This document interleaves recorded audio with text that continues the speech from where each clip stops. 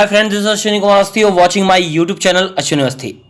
आज हम बात करने वाले हैं फिर से ट्रिपल सी के मोस्ट इंपॉर्टेंट क्वेश्चंस के बारे में, जो कि सेट 4 के रूप में आपके सामने आया है। और सबसे बड़ी बात यह है कि आज इस सेट में मैं आपको 20 क्वेश्चंस की जगह 40 क्वेश्चंस बताऊंगा, क्योंकि रीजन यह है कि कल दिनांक 6 तारीख के कुछ क्वेश्चंस बच गए थे जो कि मैं आज यूटिलाइज करूंगा, और वो बहुत मोस्ट इंपॉर्टेंट क्वेश्चन मुझे लगे, इसलिए मैं उनको आज और यूज करूंगा।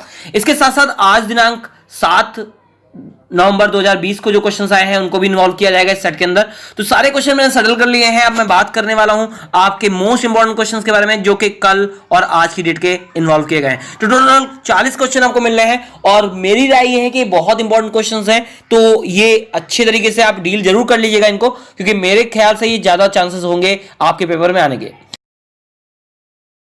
वीडियो स्टार्ट करने से पहले मैं बता दूं कि अगर आप मेरे चैनल पर पहली बार आए तो मेरे चैनल को अभी सब्सक्राइब करें, तो पास में लगी घंटे के बटन को जरूर प्रेस कर दें, ताकि आप पा सकें मेरी वीडियो सबसे पहले। इसके साथ शेयर बटन के माध्यम से अपने फ्रेंड्स सर्कल में जरूर शेयर कर दीजिए, जिससे लोगों के पास ये क्वेश्चन पहुंच जाए और वो भी अपने ट्रिपल सी एग्जाम को क्रैक कर पाए, क्योंकि आप जानते हैं कि इस टाइम पे बहुत इंपॉर्टेंस होती है एक ट्रिपल सी एग्जाम को बीट करने की, खासकर जब आपको पता है कि आगे चलकर लेखपाल की वैकेंसी आने वाली है और ये वैकेंसी ट्रिपल सी के साथ ही फिल की जाएगी। स्पेशल थैंक्स मैं दे देता हूं उन लोगों को जो कि इसके वीडियो के लिए काफी शुक्रगुजार हूं मैं उन लोगों का। सबसे पहले अंकुश तिवारी, और अंकुश तिवारी को मैं बहुत ज्यादा धन्यवाद कहना चाहूंगा, क्योंकि उन्होंने बहुत सारे क्वेश्चन मुझे भेजे और काफी इंपॉर्टेंट क्वेश्चन उनकी तरफ से आए हैं, तो मैंने उसमें इन्वॉल्व किए हैं। आपके बहुत सारे क्वेश्चन मैंने अंकुश तिवारी के इन्वॉल्व किए हैं। राजीव बिस्त दूसरे हैं जिनको मैं थैंक यू बोलना चाहूंगा, आलोक यादव और रुद्र जाटव, ये 4 लोग ऐसे हैं जिन्होंने मुझे बहुत सारे क्वेश्चन सेंड किए हैं, जिनमें मैंने मोस्ट इंपॉर्टेंट क्वेश्चंस को इन्वॉल्व करके आपके सामने 40 क्वेश्चन का सेट बनाया है। तो चलिए चलते हैं पहले क्वेश्चन पर और जानते हैं कि आखिर क्या है पहला क्वेश्चन और उसका क्या है आंसर। तो अमेजॉन किस सेगमेंट के अंतर्गत आती है? तो अमेजॉन जो साइड है वो आपको पता है कि सीधे बिजनेस टू कस्टमर, यानी ये रिलेटेड करता है बिजनेस टू कस्टमर से। अमेजॉन एक बिजनेस के रूप में काम करता है और वो डायरेक्टली कस्टमर को डील कर रहा है, तो इसका राइट आंसर जो होगा वो आपका सी हो जाएगा। नेक्स्ट क्वेश्चन की अगर हम बात करें तो अनजान ईमेल अनुग्रह अटैचमेंट को हटा दिया जाता है क्योंकि जो अनजान ईमेल्स आते हैं उनको क्यों हटा दिया जाता है, उसका कारण अगर हम बात करें तो यहां पर राइट आंसर इसका है इनमें वायरस हो सकता है जो कंप्यूटर को नुकसान पहुंचा सकता है, यानी इसका राइट आंसर डी हो जाएगा। इसके बाद नेक्स्ट अगर हम बात करते हैं क्वेश्चन की, वर्तमान में दुनिया में सबसे ज्यादा रेवेन्यू करने वाली ई कॉमर्स कंपनी है।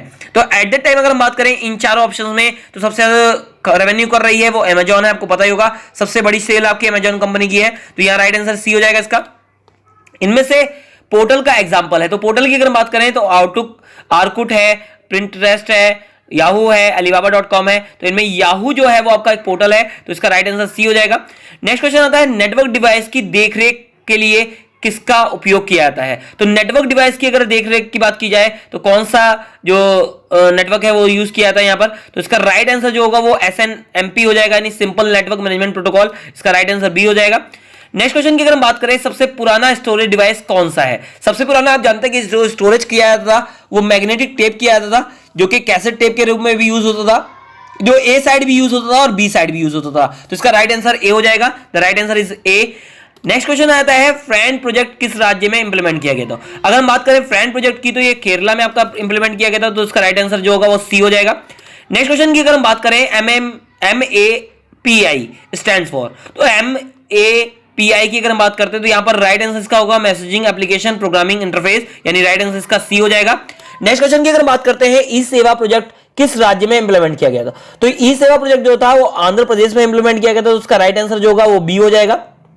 नेक्स्ट क्वेश्चन की अगर हम बात करें इनमें से ईमेल का उदाहरण नहीं है, जी हां, ईमेल में कौन सा नहीं है? तो रेडिफ मेल आपको पता है एक ईमेल है, जपाक मेल भी आपका ईमेल होता है, हॉटमेल भी आपका ईमेल होता है, इसके अलावा जो याहू मेल होता है वो भी आपका ईमेल होता है, तो इसका राइट आंसर हो जाएगा इनमें से कोई नहीं, क्योंकि तीनों ही आपके ईमेल के रूप में यूज होते हैं, तो यहां पर इसका राइट आंसर डी हो जाएगा।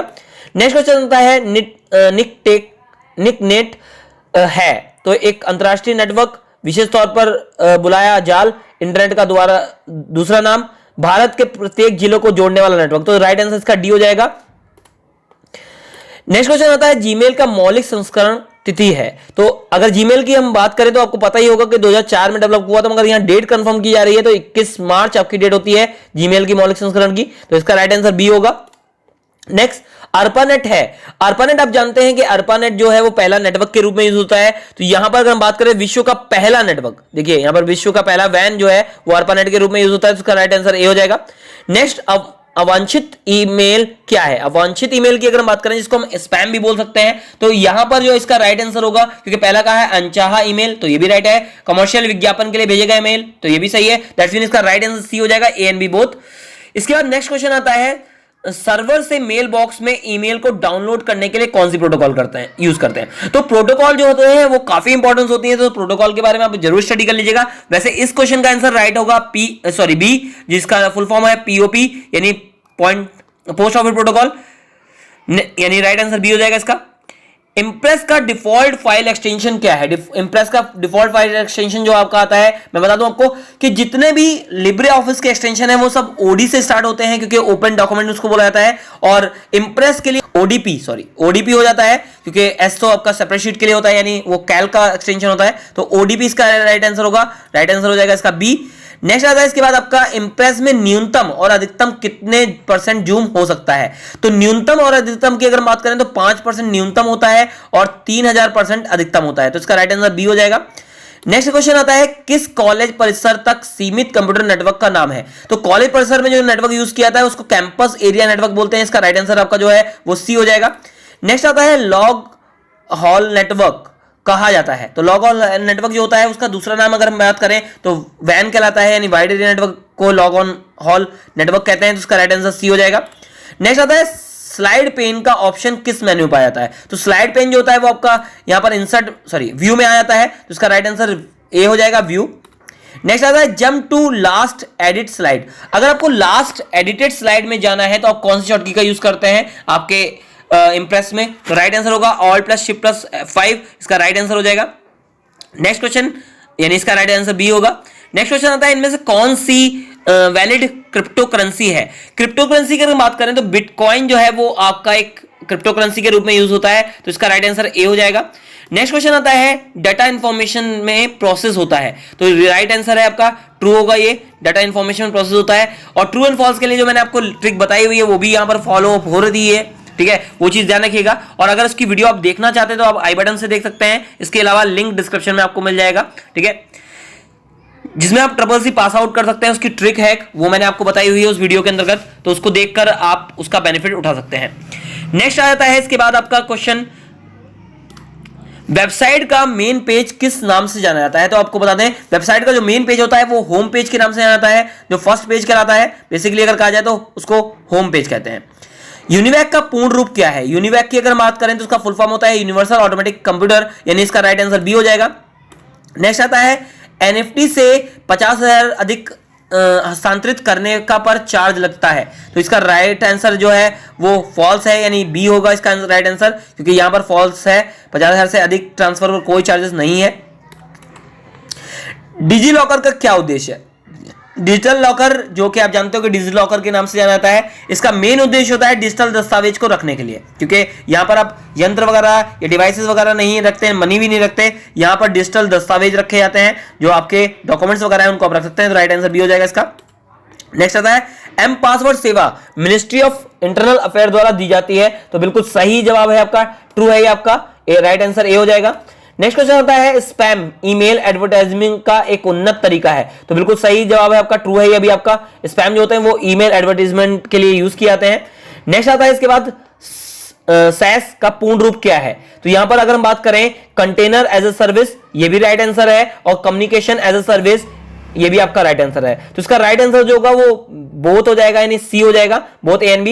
एक चीज मैं बता दूं आपको कि अगर आपसे पूछा जाता है सैस का पूर्ण रूप ईमेल के लिए अगर पूछा जाता है तो ध्यान रखिएगा कंटेनर एज ए सर्विस होता है, और अगर वॉल आईपी यानी कम्युनिकेशन के लिए यूज हो रहा है, यानी वॉल्यूम के लिए हो रहा है, कॉल के लिए हो रहा है, कॉलिंग के लिए हो रहा है, तो वहां कम्युनिकेशन एज ए सर्विस कहलाएगा। तो ये चीज ध्यान रखिएगा, दोनों अलग अलग जगह पर है, ये ईमेल के लिए यूज होता है और ये कॉलिंग के लिए यूज होता है, तो ये चीज ध्यान रखिएगा। नेक्स्ट आता है इसके बाद आपका क्वेश्चन, RS3-323 केबल का उपयोग पर्सनल कंप्यूटर में पेरिफेरल डिवाइसेस को जोड़ने के लिए किया जाता है, तो ये बिल्कुल ट्रू है। देखिए RS जो 232 केबल है वो पेरिफेरल डिवाइसेस को आपके जोड़ने के लिए यूज किया जाता है, जो कि डिवाइस आप चाहें तो एक बार सर्च करके देख लीजिएगा, जिससे मॉनिटर वगैरह अटैच किए जाते हैं, वो RS232 केबल होती है, जिसका बेसिकली यूज आपके कंप्यूटर में मॉनिटर्स वगैरह को जोड़ने के लिए किया जाता है, इसका राइट आंसर ट्रू हो जाएगा, ठीक है।